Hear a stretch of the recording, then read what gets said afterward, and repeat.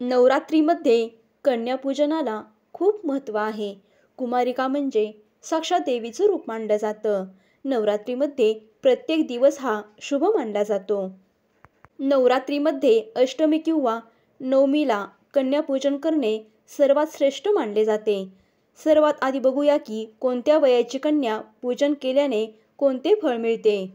कन्यापूजनासाठी 2 ते 10 वर्षापर्यंत वयाच्या मुलींची पूजा करण्याची परंपरा आहे. 2 वर्षाची कन्या कुमारिका असून हिच्या पूजनाने दारिद्र्य दूर होत असते. 3 वर्षाची कन्या त्रिमूर्ती असून हिच्या पूजनाने सुख समृद्धी नांदत असते. 4 वर्षाच्या कल्याणीची पूजा केल्याने घरात कल्याण होते. रोहिणी रूपाच्या 5 वर्षाच्या कन्येला पूजन केल्याने आजारांपासून मुक्ती मिळते. 6 वर्षाची कन्या कालिका रूपात असून हिची पूजा केल्याने राजयोग प्राप्त होतो. 7 वर्षाची कन्या चंडिका रूपात असून ऐश्वर्य प्रदान करणारी असते. शांभवी रूपात 8 वर्षाच्या कन्येची पूजा केल्यास विजय प्राप्ती होत असते. 9 वर्षाची कन्या दुर्गा देवीचे रूप असून शत्रूंचा नाश करत असते. सुभद्रा रूपात 10 वर्षाची कन्या पूजन केल्याने सर्व इच्छा पूर्ण होत असतात. हे कन्यापूजन कसे करावे ते पाहूया.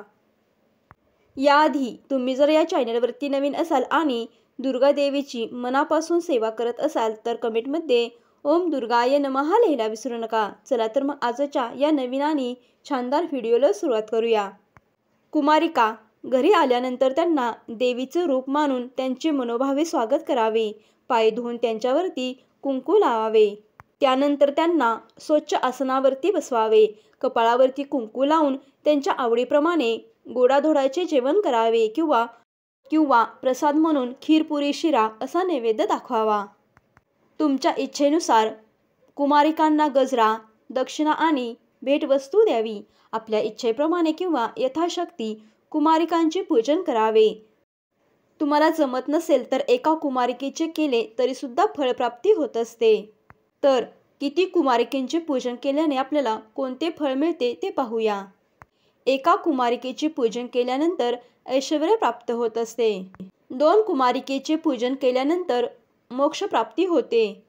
3 कुमारिकांचे पूजन केल्यानंतर अर्थ, धर्म आणि काम प्राप्ती होते. राज्यपद प्राप्तीसाठी 4 कुमारिकांची पूजा केली जाते.